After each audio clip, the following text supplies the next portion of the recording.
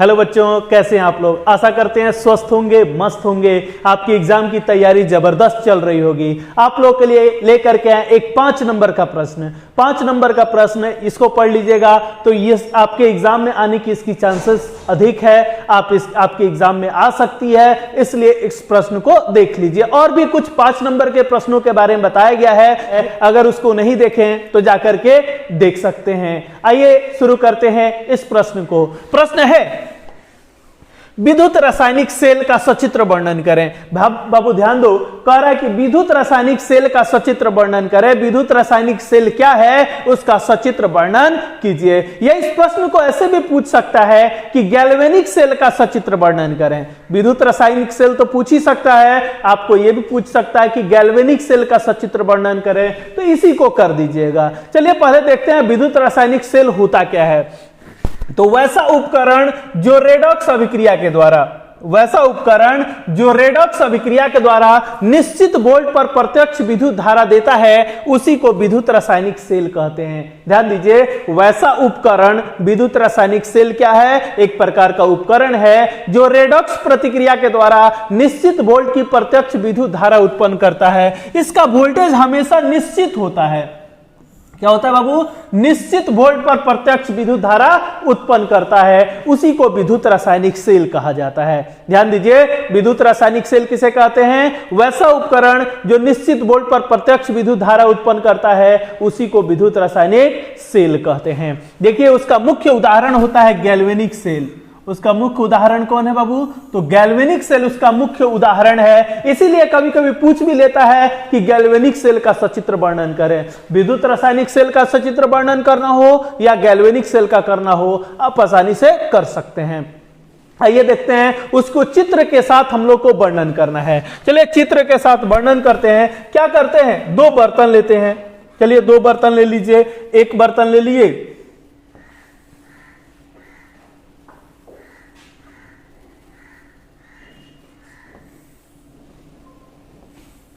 ये एक दूसरा बर्तन ले लीजिए। 2 बर्तन लेते हैं। जब विद्युत रासायनिक सेल बनाना हो तो इसमें क्या कीजिएगा बाबू, 2 बर्तन लीजिएगा। एगो ये बर्तन हो गया, एक ये बर्तन हो गया। इसमें क्या करते हैं, हम छड़ डालते हैं। किसका छड़ डाल दिया जाए, तो जिंक का छड़ डालते हैं। किसका छड़ डाल दिए बाबू, जिंक का छड़ डाल दिए।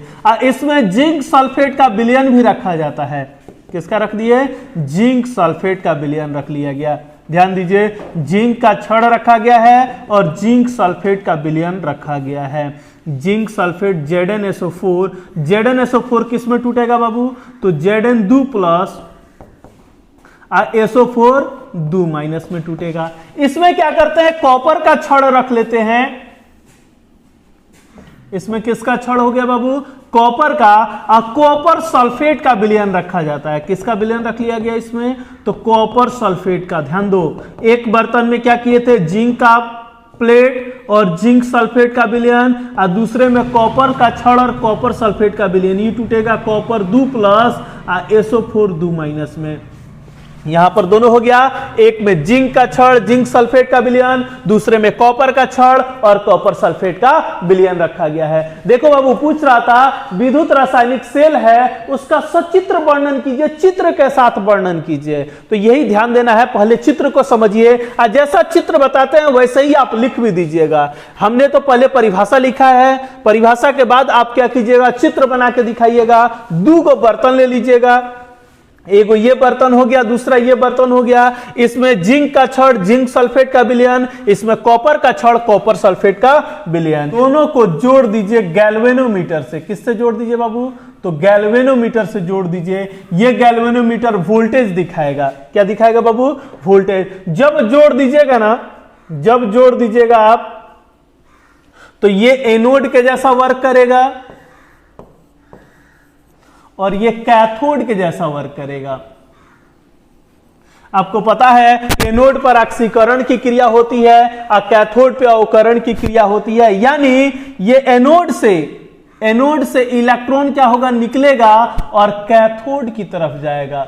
एनोड से इलेक्ट्रॉन निकल के किधर की तरफ जाएगा, कैथोड की तरफ जाएगा और विद्युत धारा उत्पन्न होती है। यही क्रिया के द्वारा, इस क्रिया के द्वारा यह संरचना हो गई, इस संरचना के द्वारा विद्युत धारा उत्पन्न करता है यानी कार्य करता है। इसमें क्या करते हैं, एक नली से दोनों को जोड़ देते हैं। ये जो दोनों बर्तन है, इस बर्तन को क्या कर दिया हम लोग, नली से जोड़ दिया गया और नली से जोड़ दिया, इस नली में सांद्रित लवण भर दिया जाता है। सांद्रित लवण, आपको सोडियम आयोडाइड हो, पोटेशियम आयोडाइड हो, पोटेशियम नाइट्रेट हो, इसको हम लोग कहते हैं साल्ट ब्रिज। क्या कहेंगे हम लोग, साल्ट ब्रिज। साल्ट ब्रिज क्या करता है, सेल को अधिक समय तक कार्यरत रखता है। तो आप इससे फिगर बना करके दिखा दीजिएगा। ध्यान दीजिए, फिगर में हम क्या किए हैं, दो बर्तन लिए हैं, एक में जिंक का छड़, जिंक सल्फेट का विलयन, दूसरे में कॉपर का छड़, कॉपर सल्फेट का विलयन। दोनों छड़ को हम तार के माध्यम से गैल्वेनोमीटर से जोड़ दिए जो वोल्टेज को बताएगा।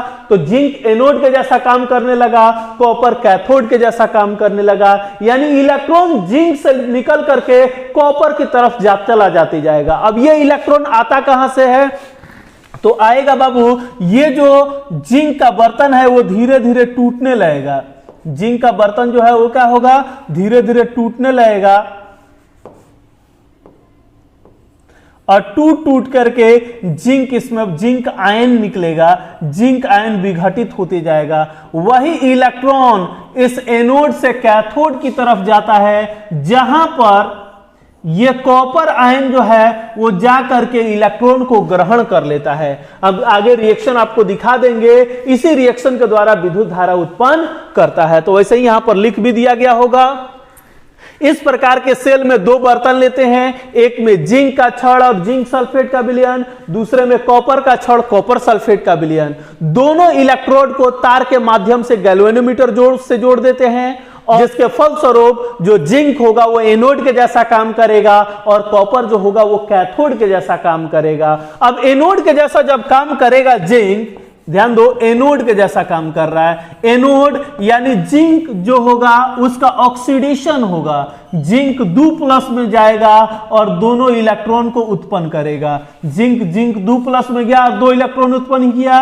वही जो इलेक्ट्रॉन अभी बताया भी गया था कि जिंक लगातार टूटेगा और इलेक्ट्रॉन देगा, वही इलेक्ट्रॉन कैथोड की तरफ जाता है। और कैथोड पर जो कॉपर था, कॉपर आयन, वो दोनों इलेक्ट्रॉन को ग्रहण करता है और कॉपर के रूप में उसके ऊपर जमा हो, कॉपर उसके ऊपर जमा होते जाएगा इस तरीके से और ये कार्य करने लगता है। तो इस तरीके से एनोड रिएक्शन और कैथोड रिएक्शन दोनों बताया गया है। दोनों को जोड़ दीजिएगा तो सेल रिएक्शन मिल जाएगा, यानी इसी सेल रिएक्शन के द्वारा वो प्रत्यक्ष विद्युत धारा उत्पन्न करता है। एनोड पर ऑक्सीकरण की क्रिया होगी और कैथोड पर अवकरण की क्रिया होगी। जोड़ के आप दिखा दीजिए, ये जिंक है, कॉपर 2+, इलेक्ट्रॉन को ले लिया होगा तो जिंक अपना इलेक्ट्रॉन को दिया तो जिंक 2+ और कॉपर ले लिया तो कॉपर। देखो बाबू यहां पर, तो ये इसी अभिक्रिया के द्वारा जो आपका गैल्वेनिक सेल होता है वो विद्युत धारा उत्पन्न करता है। एनोड अर्ध सेल और कैथोड अर्ध सेल को एक सांद्रित लवण की नली से जोड़ देते हैं जिसे लवण सेतु कहा जाता है। यह सेल को अधिक समय तक कार्यरत रखने में सहायक होता है। ध्यान दीजिए, एनोड अर्ध सेल और कैथोड अर्ध सेल को एक सांद्रित लवण की नली से जोड़ देते हैं जिसको साल्ट ब्रिज नाम सुने होंगे, लवण सेतु कहा जाता है। वो सेल को अधिक समय तक कार्यरत रखने में सहायक होता है। तो ध्यान दीजिए, यह आएगा आपके एग्जाम में 5 नंबर में कि विद्युत रासायनिक सेल किसे कहते हैं, या उसका सचित्र वर्णन करें या गैल्वेनिक सेल का सचित्र वर्णन करें तो आप वर्णन कर सकते हैं। सबसे पहले क्या करेंगे, परिभाषा लिख लेंगे। वैसा उपकरण जो रेडॉक्स प्रतिक्रिया द्वारा निश्चित वोल्ट पर प्रत्यक्ष विद्युत धारा उत्पन्न करता है उसी को विद्युत रासायनिक सेल कहते हैं। इसका प्रमुख उदाहरण गैल्वेनिक सेल या वोल्टाइक सेल होता है।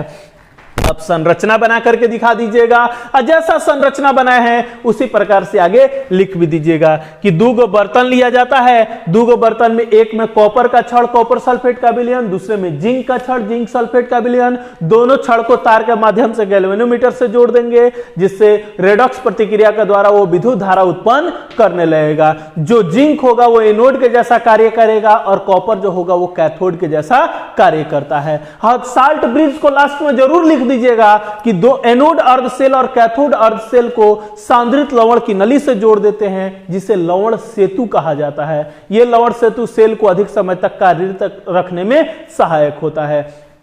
कभी कभी 2 नंबर में केवल यही पूछ लेता है कि लवण सेतु ये साल्ट ब्रिज से क्या समझते हैं, तो साल्ट ब्रिज को लिख के दिखा दीजिएगा। 2 लाइन के आंसर है। 2 नंबर में पूछेगा तो ऐसे कर लीजिएगा, कर सकते हैं आप लोग। तो ये बाबू आपका 5 नंबर का प्रश्न है। अगर वीडियो अच्छा लगा हो तो लाइक करें, अगर अभी तक सब्सक्राइब नहीं किए हैं तो सब्सक्राइब कर लें, क्योंकि और भी इंपॉर्टेंट प्रश्न आप लोग के लिए लेकर के आते रहे।